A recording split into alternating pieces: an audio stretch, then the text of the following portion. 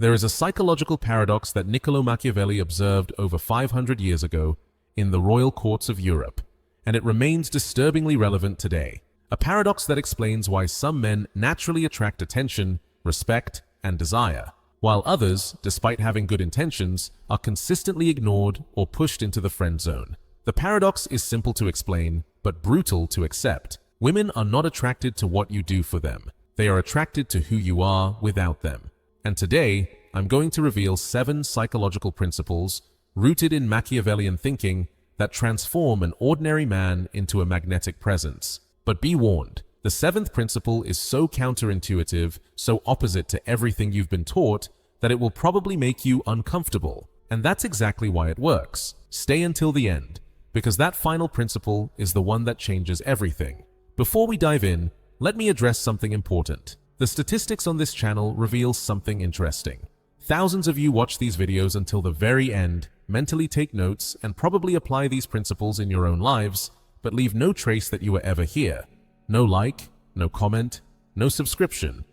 If this content brings you real value, if these psychological strategies are improving your interactions, take 3 seconds right now to like this video and subscribe to the channel. Why does this matter? Because YouTube's algorithm works on one simple principle. Engagement amplifies reach. Every like, every comment, every subscription sends a signal that allows this knowledge to reach more men who need it. We're not just building a channel, we're building a community of men who refuse mediocrity and understand the true dynamics of attraction. Show your presence. Act now. And let's discover together these 7 principles that will redefine your approach to relationships. Niccolo Machiavelli wrote in The Prince that men generally judge more with their eyes than with their hands, because everyone can see, but very few can truly feel. What he meant is this: social appearances are a performance, a stage, a theater. The truth is revealed by what people do when they believe no one is watching. Applied to attraction dynamics, this principle reveals something fundamental. There is often a gap between what women consciously say they want and what their deep psychology actually responds to. Not because of hypocrisy, but because attraction is not rational. It is visceral, instinctive, rooted in millions of years of evolution. And the man who understands this distinction, who learns to speak the language of authentic attraction instead of the language of shallow social expectations, that man gets results others can't even imagine. Principle 1. Independent wholeness. The first principle is the foundation of everything that follows, and it's the one most men violate every single day without realizing it. You must be psychologically complete before seeking a relationship. Not almost complete, not 80% complete, completely complete. What does that mean in practical terms? It means your happiness, your sense of purpose, your self-worth cannot depend on female validation. Because the moment a woman detects that you need her to feel whole, something primitive shuts down in her brain. Why? Because evolution has programmed women to seek men who can provide security, stability, and protection. And a man who needs her to feel complete cannot provide those things. Psychologically speaking, he becomes a child searching for a mother, not an equal partner. Here's how this shows up in real life. The incomplete man cancels important plans the moment she becomes free. He checks his phone every 5 minutes, waiting for her reply. He bases his mood on how their interactions go. He sacrifices his friendships, his passions, his goals, all to maximize time with her.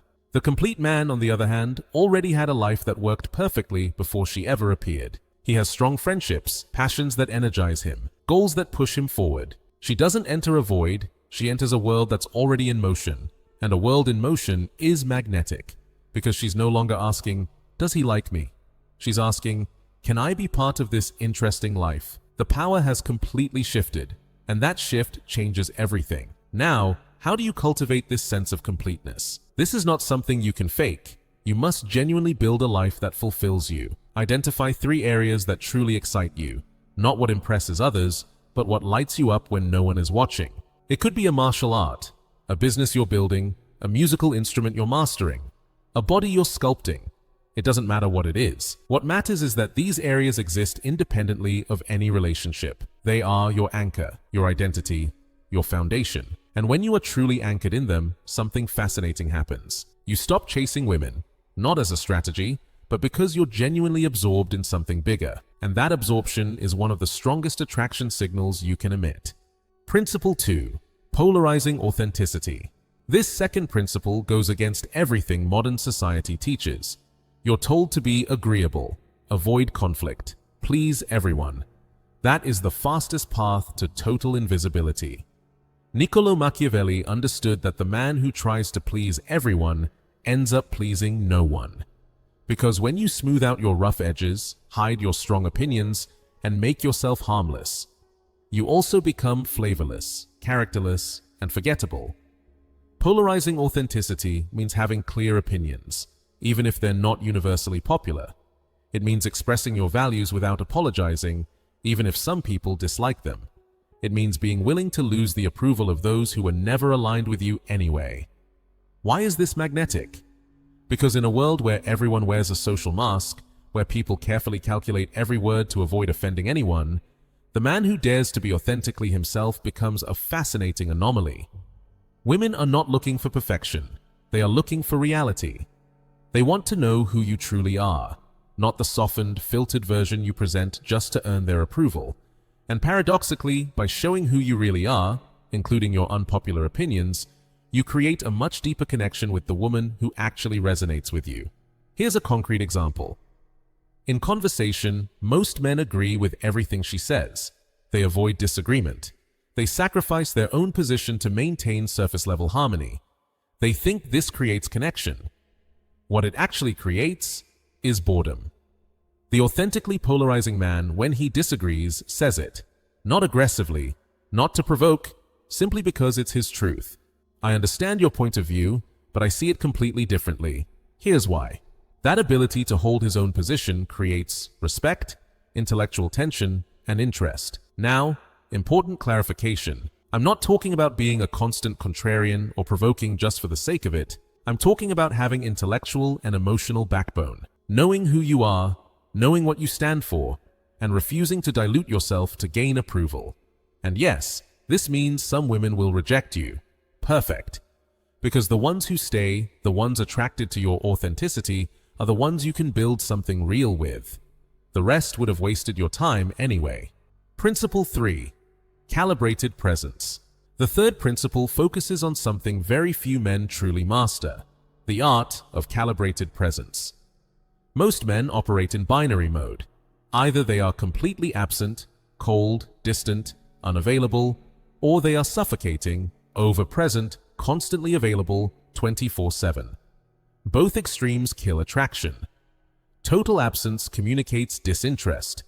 Constant presence communicates desperation. Calibrated presence is the art of dynamic balance.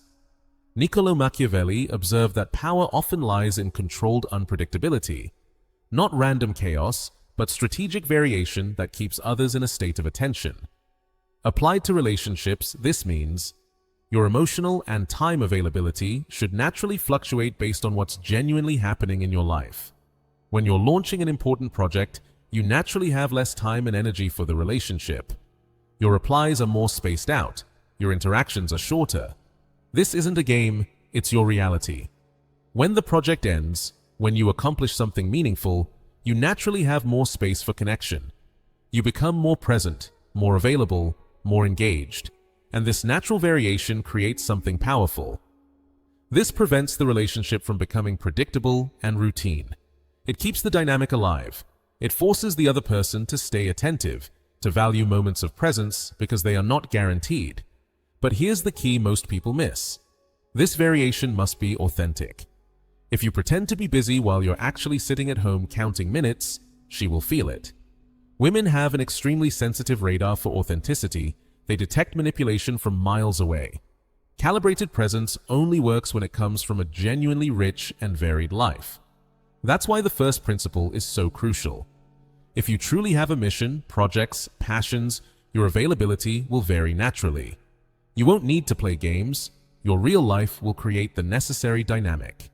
So what does this look like in practice? Sometimes you're fully present in conversation, asking deep questions, listening actively, creating emotional intimacy. Other times, your responses are shorter, more functional, because your attention is focused elsewhere on something that truly matters.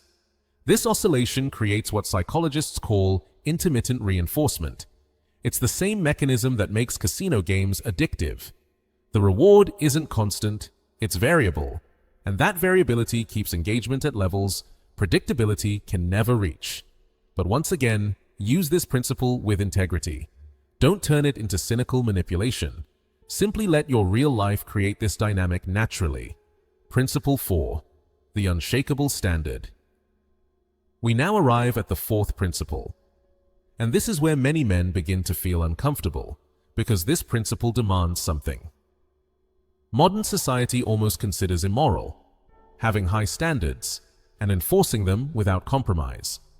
Most men don't have real standards. They have vague preferences, timid wishes, quiet hopes, that disappear the moment a woman gives them minimal attention. They tolerate behavior they hate, excuse obvious red flags, sacrifice their own needs just to maintain a relationship that shouldn't even exist. Why? Fear of loneliness. Fear of not finding better. A belief that they don't have the right to demand more.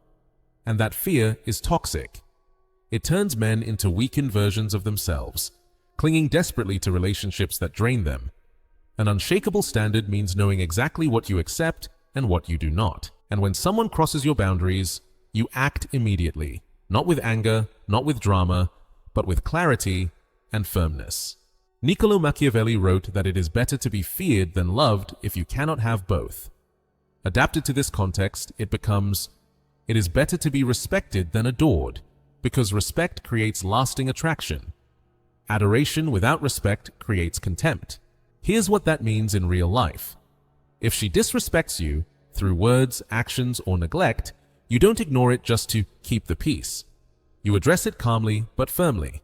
This behavior doesn't work for me. I'd prefer we handle things differently. If the behavior repeats after you've clearly communicated your standard, you adjust your investment. You reduce the time, the energy, and the attention you give. You let your actions communicate what your words have already made clear. And if the behavior continues even then, you leave. No negotiation, no begging, no endless second chances. You leave because your standard matters more than any individual relationship. This ability to walk away, this willingness to be alone rather than poorly accompanied, communicates something deeply attractive. It says, I value myself enough not to tolerate what doesn't work for me. My time, my energy, and my presence have real value. And paradoxically, this willingness to leave often makes leaving unnecessary. Because when someone realizes you're serious, that your boundaries are non-negotiable, that you're not bluffing, behavior changes, respect appears, the dynamic rebalances. But even if that doesn't happen, even if she chooses not to respect your standards, you still win something far more valuable than a dysfunctional relationship. You gain self-respect, and that self-respect is the foundation of everything else. What should your standards be? That depends on you. But here are a few universal non-negotiables every man should have. Basic respect in communication. Emotional and physical loyalty. Mutual contribution to the relationship. The ability to handle conflict maturely. Alignment on core values.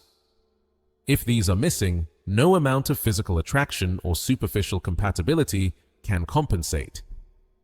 And the man who understands this, who is willing to remain alone rather than compromise his standards, becomes rare, and rarity creates value. Principle 5. Productive tension. The fifth principle will shock those who believe healthy relationships must always be harmonious and friction-free. The truth is very different. Relationships without tension are dead. They're not peaceful, they're boring. Productive tension is the creative friction that keeps a relationship alive, dynamic, and interesting. This is not toxic conflict. It's not constant drama.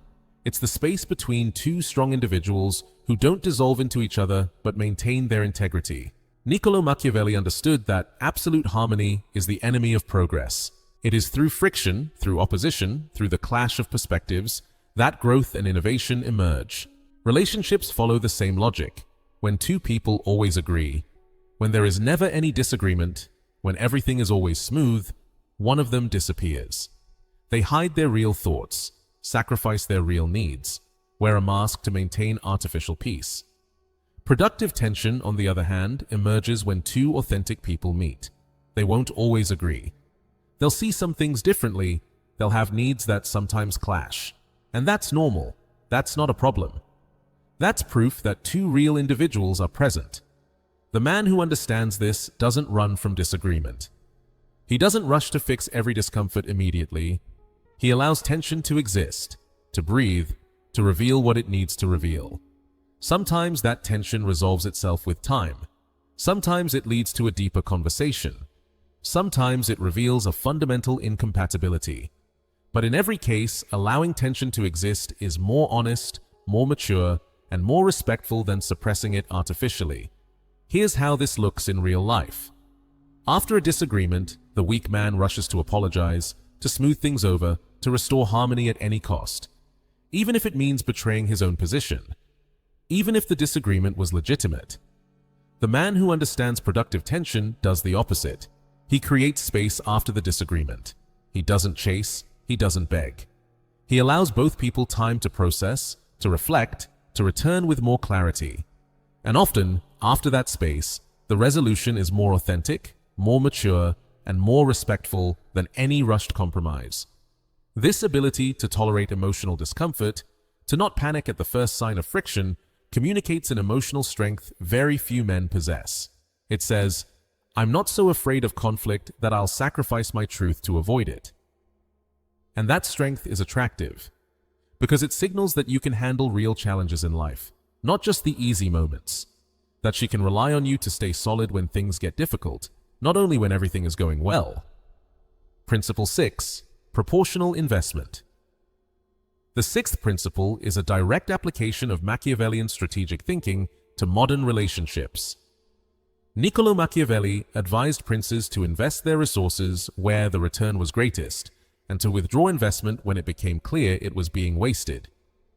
Applied to relationships, this means your emotional, time, and energy investment should be proportional to what you receive in return. Not out of cynical calculation, but out of self-respect and realism. Most men invest massively from the very beginning, giving everything they have before even knowing whether the other person deserves that investment. They treat every new connection as if it's already a committed relationship, offering levels of attention, effort, and emotional investment that should be earned gradually. And what happens? Either they overwhelm the other person with premature intensity, or they create an imbalance where they're constantly giving more than they receive. Both scenarios lead to failure. Proportional investment means starting modestly and increasing your investment only in response to what the other person demonstrates. In the beginning, you offer basic attention, respect, curiosity. You explore, you observe, you evaluate. If she responds well, if she invests too, if she shows that she values what you offer, you increase. You give more time, more emotional depth, more effort. If she doesn't respond proportionally, if she takes without giving, if she treats your investment as guaranteed, you reduce. This approach does two crucial things. First, it protects you. You don't waste your limited emotional resources on people who don't appreciate them. You remain available for those who truly deserve your investment. Second, it creates a healthy dynamic. When your investment is proportional and conditional, the other person realizes something important. Your presence in their life is not guaranteed. They must actively contribute. Demonstrate value. Invest as well. This creates mutual respect and reciprocity. So what does this look like in practice? In early interactions, you don't share your entire life story. You don't immediately reveal your deepest vulnerabilities. You don't reorganize your schedule around her availability. You stay measured, observing how she responds. If she asks deep questions, truly listens, and invests time to get to know you, then, gradually, you open up more. If she stays superficial, distracted, or treats your attention as something she's entitled to, you keep things light and limit your investment.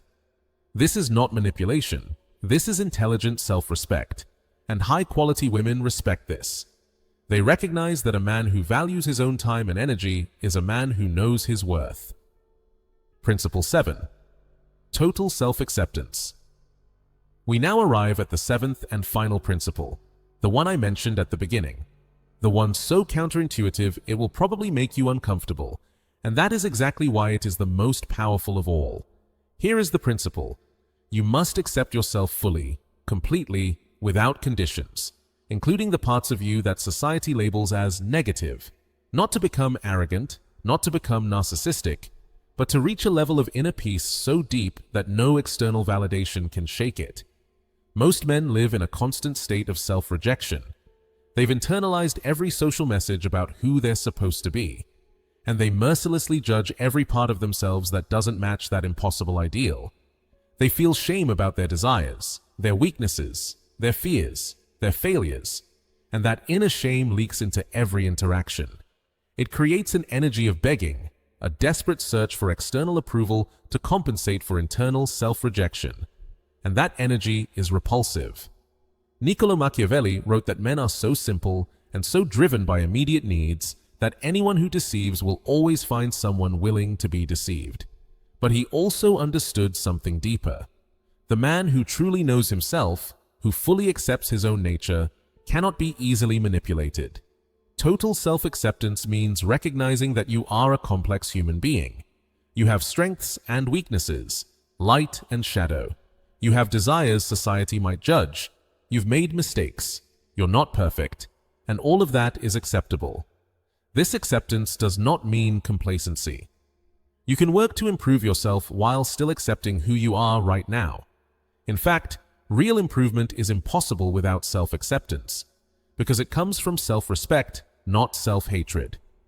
When you reach this level of self-acceptance, something remarkable happens. You stop chasing approval. You stop adjusting your behavior to please others. You stop wearing masks. You simply become yourself, fully, unapologetically. And that total authenticity, that lack of need for validation, is magnetic. Because in a world where everyone wears masks, where everyone performs an acceptable version of themselves, the person who dares to be completely authentic becomes a fascinating rarity. Women respond to this energy viscerally. They may not be able to explain it rationally, but they feel it. They feel they are in the presence of a man who doesn't need their validation, who is complete within himself, who offers his presence by choice, not by need. And this changes everything. Now she's no longer evaluating you. She's trying to earn your approval. She wonders, am I interesting enough? Authentic enough? Remarkable enough to deserve his continued attention? The power has completely shifted, and that shift doesn't come from technique, strategy, or manipulation. It comes from something much deeper. A man who has accepted himself so completely that he has nothing left to prove. Quick recap: the 7 principles. Let's quickly recap these 7 principles so everything is crystal clear. Principle 1. Independent wholeness. Build a life that works perfectly without a relationship. Second principle. Polarizing authenticity. Dare to be truly yourself, even if it doesn't please everyone. Third principle. Calibrated presence. Naturally vary your availability based on your real life. Fourth principle. The unshakable standard. Have clear boundaries and enforce them without compromise. Fifth principle. Productive tension. Allow disagreement and friction to exist without panicking. Sixth principle. Proportional investment. Give progressively in proportion to what you receive. Seventh principle. Total self-acceptance. Make peace with who you truly are, completely. These principles are not techniques to apply mechanically, they are states of being to cultivate. And when you truly integrate them, when they become your nature instead of your strategy, you no longer chase attraction, you embody it. If this video revealed something you always felt intuitively but couldn't put into words, if these principles resonate with a truth you already recognize, act now, like this video. Subscribe to Dark Psyche and share this content with another man who needs to understand that real attraction doesn't come from superficial seduction techniques, but from a deep transformation of who you are. In the next video, we'll explore something even deeper: the subtle signals that reveal when a woman has lost respect for you, and how to reverse that dynamic before it's too late. This is not content you'll find elsewhere. This is raw, unfiltered psychology of power dynamics in relationships, and only men willing to face uncomfortable truths will have access to it. I'll see you in the next video, and remember, the man who masters his own mind masters his destiny. The empire of charisma is not a destination, it's a continuous evolution, and you've just crossed a decisive threshold.